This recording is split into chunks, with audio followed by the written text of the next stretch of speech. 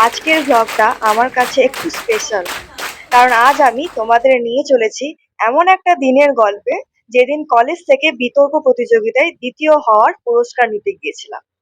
আজকের সকালটা শুরু হলো এক কাপ চা আর ফিজিক্স নিয়ে। আসলে আমি বিএসসি ফিজিক্স সেকেন্ড সেমিস্টারের ছাত্রী।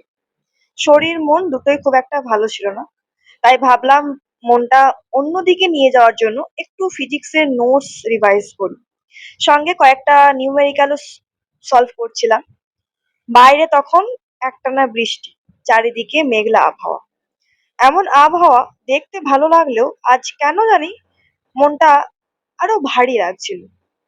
তবে আজকের দিনটা আবার আনন্দেরও ছিল, কারণ কলেজ থেকে নোটিশ এসেছে আজ পশ্চিমবঙ্গ দিবস উপলক্ষে আয়োজিত যে বিতর্ক প্রতিযোগিতা, তার পুরস্কার বিতরণী অনুষ্ঠানে আমাকে দ্বিতীয় পুরস্কার দেওয়া হবে। দুপুর 2:30টার মধ্যে অডিটোরিয়ামে পৌঁছাতে বলা হয়েছে। কিন্তু জানো, বাইরে বৃষ্টি দেখে আমি মাকে বলছিলাম, মা, যদি এমনই বৃষ্টি হয় আমি আর যাব না। আসলে বাড়ি থেকে বোলপুর যেতে প্রায় 45 মিনিট মতো সময় লাগে। আর সত্যি বলতে সেদিন সেই এনার্জিটাও ছিল না। কিন্তু মা একটাই কথা বলল, এই দিন কি কেউ মিস করে? তোকে যেতেই হবে। মায়ের সেই কথাটাই শেষ পর্যন্ত আমাকে বের হওয়ার সাহস দিল। স্নান করে ছাদে একটু গেলাম, নয়নতারা ফুলগুলোর সঙ্গে একটু খেললাম। একটা ফুল কানে গুজে আকাশের দিকে তাকিয়ে পাখিদের ডাক শুনছিলাম। সত্যি বলতে ওই কয়েকটা মিনিটে মনটা অনেকটাই হালকা হয়ে গিয়েছিল।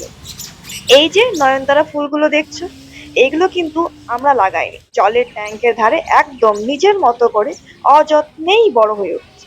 কখনো কখনো সবচেয়ে সুন্দর জিনিসগুলো যত্ন ছাড়াও নিজের জায়গা তৈরি করে নেয়। আর এই টেবিল ফুলগুলো দেখতে আমার ভীষণ ভালো লাগে, তাই ক্যামেরায় একটু ধরে রাখলাম।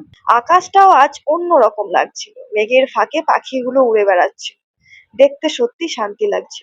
এরপর চুল শুকিয়ে রেডি হওয়ার পালা। আর এই রঙ্গন গাছটা দেখছো, এটা আমাকে দিয়েছে আমার ক্লাস 11-এর স্টুডেন্ট তাবাসসুম। প্রতিদিনই যখন এটাকে দেখি ওর কথা মনে পড়ে যায়। ধন্যবাদ তাবাসসুম। চলো এবার রেডি, চললাম কলেজের উদ্দেশ্যে। খাওয়া দাওয়া করে একটু বিশ্রাম নিয়ে ঘড়িটা পরে বেরিয়ে পড়লাম। বাসে উঠে জানালার পাশের সিটটা পেয়ে গেলাম। ইয়ারফোন কানে নিয়ে শুধু বাইরের দৃশ্য দেখছিলাম। কি গান শুনছিলাম জানো? কুনাল গাঞ্জাওয়ালার উড়ু উড়ু স্বপ্নে এক রাজ করলে। তারপর ছল্লা, ছল্লা তু সবদা, ছল্লা তেরা কোই নেহি।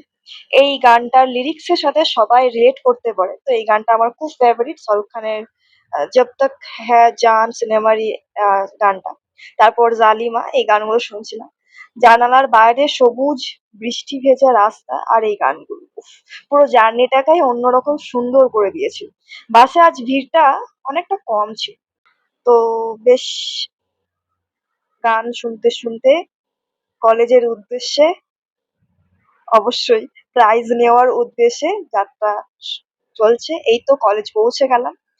এখন আমরা অডিটোরিয়ামের সামনে আজ পশ্চিমবঙ্গ দিবস উপলক্ষে বিভিন্ন প্রতিযোগিতার বিজয়ীদের হাতে পুরস্কার তুলে দেওয়া হবে।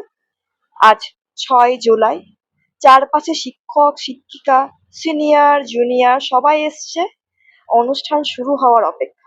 আর আমার বুকের ভেতর তখন একটু একটু করে নার্ভাসনেস বাড়ছে। এরপরই আমার নাম ঘোষণা করা হলো।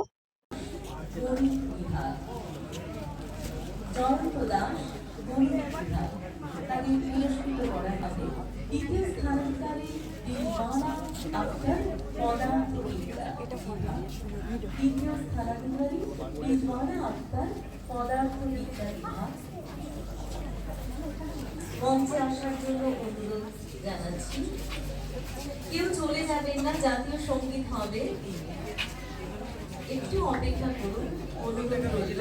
সত্যি কচিকাচাকে নিয়ে সেই দেড়টাতে আপনারা এসেছেন আমরা জানি, বাড়ি যাবার পালা। কিন্তু প্রথম স্থানাধিকারী জয়ন্ত দাস গণিত বিভাগ, দ্বিতীয় স্থানাধিকারী রিজওয়ানা আক্তার পদার্থবিদ্যা। পুরস্কৃত করবেন ডক্টর অনিশ কান্তি মান্না মহোদয়, মাননীয় মহকুমা শাসক, বোলপুর।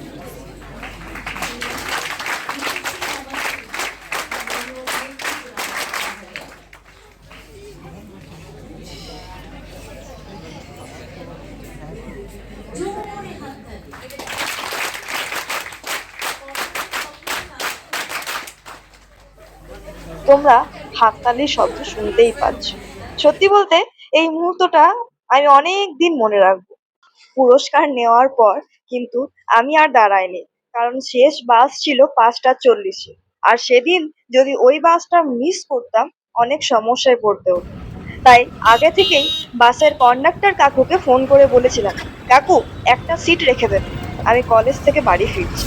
হ্যাঁ, কাকুর নম্বর আমার কাছে আছে।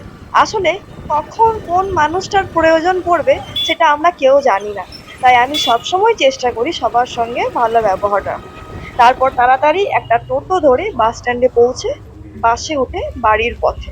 বাস থেকে নেমে দেখি দাদু বাইরে বসে আরেক দাদুর সঙ্গে গল্প করছেন।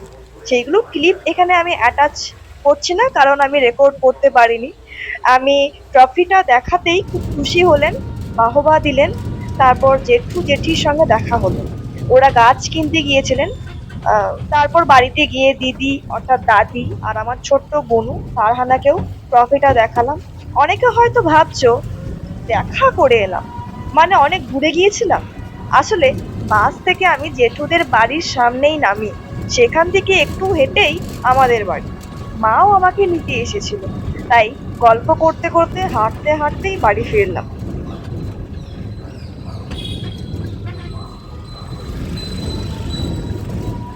আর বাড়ি ফিরেই আমার ট্রফির কালেকশনে যোগ হলো আরো একটা নতুন ট্রফি। আর শিরোকে তো দেখতেই পাচ্ছ, সে নিজেই এসে ট্রফিগুলো ভালো করে চেক করে নিচ্ছে। কি কিউট না? মাশাল্লাহ বলো, নজর যেন না লাগে। এই ট্রফিগুলোর মধ্যে দুটো কিন্তু এর আগের, মানে তিনটেই আগের। ক্লাস 10-এ ওঠার সময় বিতর্ক আর প্রবন্ধ প্রতিযোগিতায় দ্বিতীয় হয়ে পেয়েছিলাম দুটো মেডেল এবং দুটো ট্রফি। আর 2020 সালে মাধ্যমিকে 91% নাম্বার পাওয়ার জন্য একটা ট্রফি আর মেডেল পেয়েছিলাম। এটা ছিল আজকের দিন। ভিডিওটা যদি ভালো লেগে থাকে তাহলে অবশ্যই কমেন্টে জানাবে কেমন লাগলো। আর যারা সহজ ভাষায় ফিজিক্স শিখতে চাও তারা আমার ফিজিক্স চ্যানেলটা অবশ্যই ফলো ও ধরো সাবস্ক্রাইব তুমি করে ফোন রাখো। স্ক্রল করছো, মানে ইউটিউবে শর্টস দেখছো বা ইনস্টাগ্রামে রিলস বা ফেসবুকে রিলস। যখন স্ক্রল করতে থাকো এই বৃদ্ধাঙ্গুষ তো চলতেই থাকে চলতেই থাকে চলতেই থাকে। কতক্ষণ চলতে থাকবে? যতক্ষণ না মায়ের বকা পাচ্ছ বা মায়ের মার পাচ্ছ। তাহলে মা যে মারছে বা বকছে এটা কি? বাহ্যিক বল। যতক্ষণ না বাহ্যিক এক্সটার্নাল ফোর্স অ্যাপ্লাই হচ্ছে ততক্ষণ তুমি স্ক্রল করতেই থাকছো। তোমার অবস্থা কি এই অবস্থায়? স্ক্রোলিং অবস্থা, ইনার্শিয়া অফ স্ক্রোলিং এ তুমি চলে গেছো। অর্থাৎ স্ক্রোলিং তুমি এই অবস্থাতেই বজায় রাখতে চেয়েছো। নিজের অবস্থাকে বজায় রাখার যে প্রবণতা এটাকে জাড্য বলে। তো যতক্ষণ না বাইরে থেকে বল ক্রিয়াশীল হচ্ছে, তুমি আমি পৃথিবীর প্রত্যেকটা মানুষ প্রত্যেকটা বস্তু নিজের অবস্থাকে ধরে। তাহলে আজ এখানেই শেষ করছি। ভালো থেকো, ভালো থাকুন। দেখা হবে পরের ভিডিওতে।